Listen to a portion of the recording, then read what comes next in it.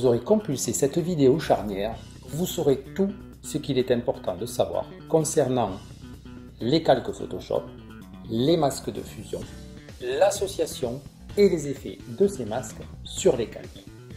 Enfin, vous découvrirez ou revisiterez la notion de masque de luminosité, leur structure, leur qualité et type et le contrôle qu'ils opèrent sur les calques auxquels ils sont associés. Alors, embarquons sans plus attendre et plongeons dans l'univers des masques. Le calque est l'entité principale de Photoshop. Ils sont de différents types, effets et structures. Ici, il s'agit d'un calque simple. Son type est dit normal. Tous les calques possèdent la représentation d'un œil. C'est en fait un bouton bascule.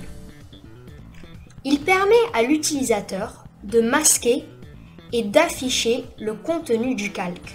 Nous tenons à souligner que si Photoshop n'a rien à montrer d'une image partiellement ou entièrement, il traduit ce vide par une surface à damier blanc et gris clair. À présent, il est possible d'ajouter un masque de fusion à un calque. Une action facile à réaliser en cliquant simplement sur le bouton « Ajouter un masque de fusion ». Ce masque apparaît sous la forme d'un rectangle blanc. Parce qu'il est blanc, il ne masque rien. C'est en fait la raison pour laquelle vous n'avez vu aucun changement à l'écran. Par contre, si nous inversons ce masque en appuyant sur CTRL plus I sur PC ou CMD plus I sur Mac, il devient alors noir, parce que le noir est le contraire du blanc dans le monde des masques de fusion. Par conséquent, le contenu du calque affiché dans l'espace de travail est maintenant masqué de la même façon que lorsque nous cliquons sur l'icône œil. Pour appliquer directement un masque noir sur un calque, nous maintenons la touche Alt enfoncée et appuyons sur le bouton Ajouter un masque de fusion. Dans ce fichier, nous avons maintenant deux calques, soit une pile de calques. C'est la combinaison des deux calques qui fait l'apparence de l'image finale. Dans une pile Photoshop, le calque supérieur couvre toujours celui du dessous. Ici, le A couvre la partie laissée vide sur le côté droit du I. Dans cet autre fichier à trois calques, le I rouge recouvre son homologue noir et modifie donc l'aspect général de l'image. Un calque peut être déplacé n'importe où ailleurs dans la pile et peut donc en modifier l'image finale, comme ici, en faisant glisser le I noir en haut de la pile.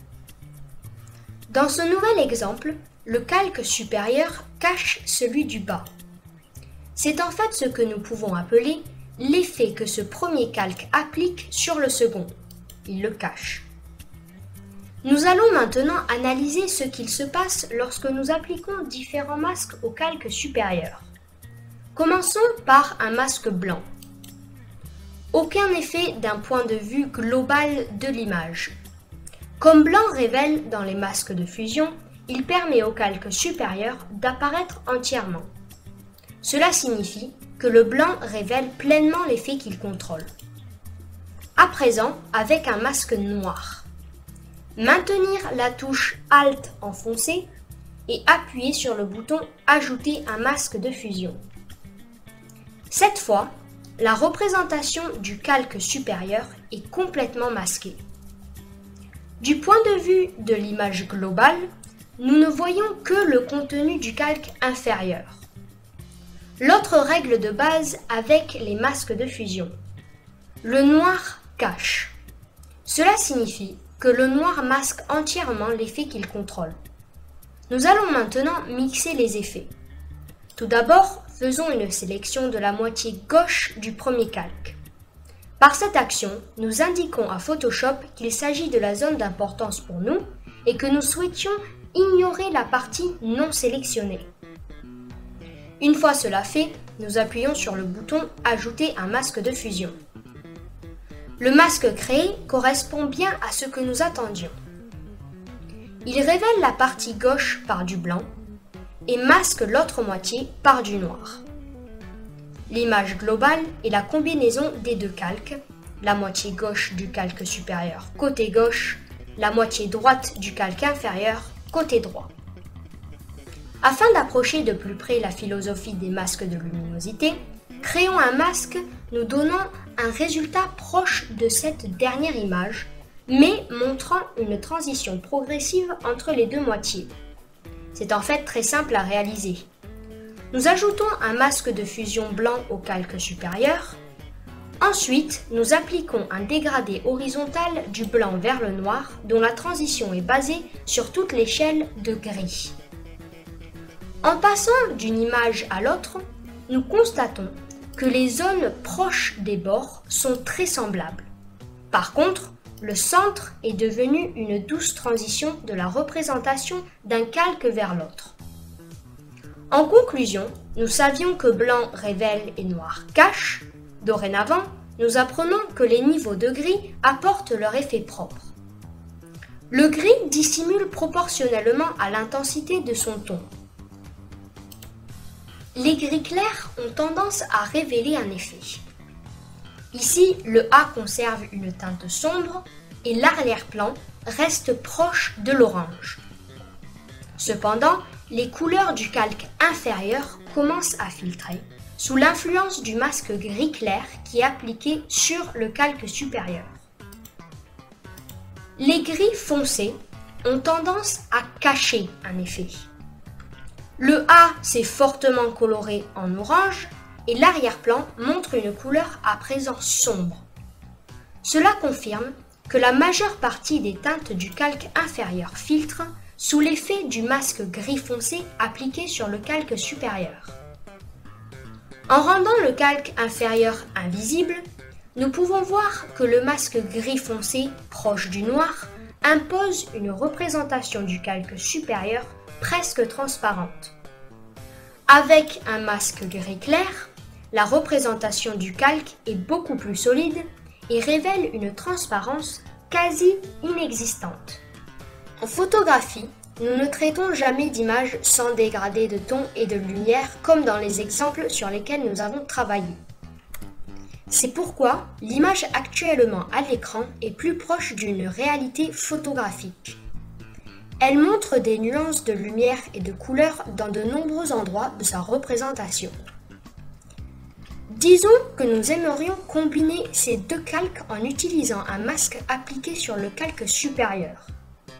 L'image résultat que nous visons devra révéler les parties claires du calque supérieur, mais dissimuler les parties sombres avec des dégradés de jaune provenant du calque inférieur.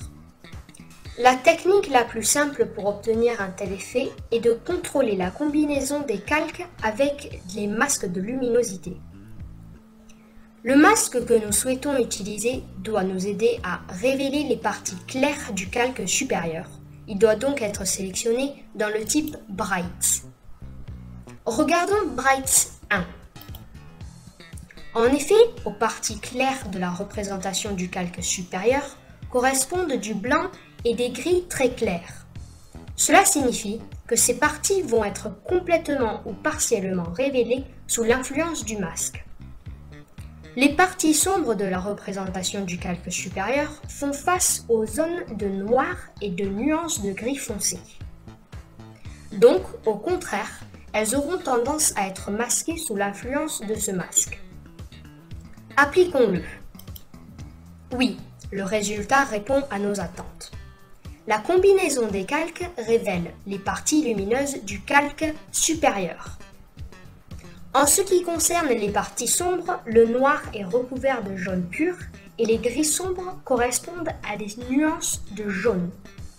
De même pour la teinte orange, elle est diluée avec plus de jaune dès lors qu'elle s'assombrit et toujours plus exempte de jaune alors qu'elle s'éclaircit.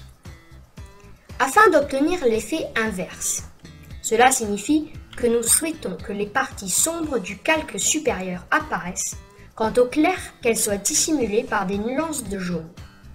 Cette fois, analysons Darks 1. Aux parties sombres de la représentation du calque supérieur correspondent du blanc et des gris très clairs. Cela signifie que ces parties vont être complètement ou partiellement révélées sous l'influence de ce masque. Les parties claires, au contraire, font face au noir et à des nuances de gris foncé. Ces zones auront donc tendance à être masquées sous l'influence de ce masque. Appliquons-le. Encore une fois, nous obtenons ce qui était attendu. Les zones sombres restent noires ou gris foncé. Cependant, le gris se dilue avec des nuances de jaune alors qu'ils deviennent plus clairs. Le blanc est recouvert de jaune pur et les gris clairs correspondent à des nuances de jaune. En ce qui concerne la teinte orange, plus elle est foncée, plus elle a tendance à se révéler. Les nuances d'orange les plus claires deviennent progressivement jaunes. Dernier effet, disons que nous souhaitons ne révéler que les zones de ton médian de lumière et masquer les parties claires et sombres avec des nuances de jaune. Mitons 4 est le masque de luminosité idéal pour cette opération.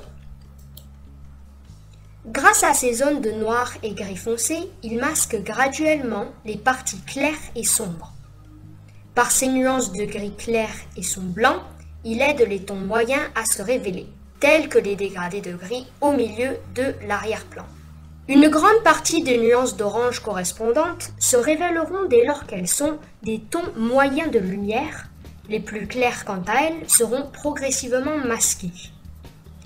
Une fois le masque appliqué, les parties blanches et noires sont recouvertes de jaune pur saturé. Au fur et à mesure que les dégradés de gris foncé s'éclaircissent, ils sont graduellement moins dissimulés par le jaune. Le centre des nuances de gris clair de l'arrière-plan est fortement révélé car c'est des tons moyens purs ainsi que la plupart des nuances d'orange qui sont également dans le spectre des tons moyens. En conclusion, les masques de luminosité nous donnent un contrôle parfait des effets sur lesquels ils sont appliqués, avec des transitions douces, très progressives et un respect total des nuances de lumière de l'image. C'est pourquoi la post-production des photos avec les masques de luminosité garde un rendu toujours très naturel et permet de retrouver la totalité de l'information de lumière contenue au sein d'une image. L'objet des vidéos à suivre est de vous plonger pas à pas dans un workflow de post-production complet. Chaque étape et action vous sera expliquée en détail afin que vous sachiez opérer vos propres choix lors de vos travaux personnels.